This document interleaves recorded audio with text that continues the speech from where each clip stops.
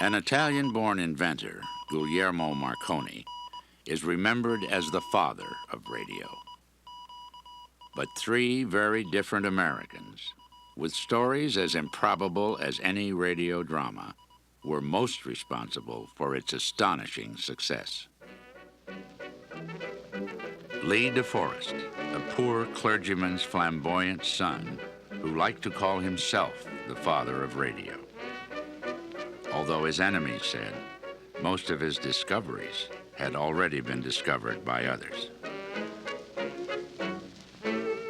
Edwin Howard Armstrong, a brilliant, withdrawn inventor with a fondness for fast cars and a passion for great heights, who wanted his inventions to enrich people's lives, but who would spend a lifetime defending his work against the false claims of others.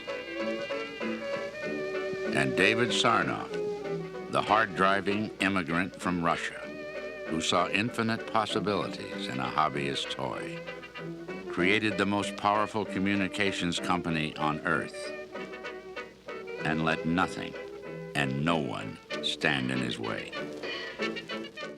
One of the things that interests me about these three men is when you look at their lives, they live in worlds that are no more.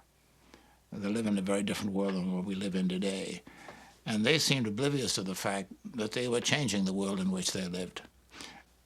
And that they were changing it in directions that they could not anticipate. My radio, even when they're all alone. Gradually, inventors and amateurs were creating a new industry. What had started out as a means of wireless telegraphy had become radio. For the first time in history, one person with a microphone could speak to many, influence them, perhaps change their lives. The concept borrowed the metaphor of a farmer scattering seeds across a field. Now a single speaker could scatter seeds of information, propaganda, entertainment, political and religious fervor, culture, and even hatred across the land. One moment now, KDKA, in cooperation with the Pittsburgh Post and Sun, will present the latest presidential election return. One of the first stations to broadcast regularly was KDKA in Pittsburgh. It went on the air in 1920, reporting the victory of Warren G. Harding and Calvin Coolidge over James M. Cox and a young Franklin D. Roosevelt. At the present time, Harding has collected more than 16 million votes against some 9 million for the Democrats. But it was not long before everyone seemed to be going into broadcasting. This is station WCAP, Washington. Universities, newspapers, banks, department stores. WJAR, Providence.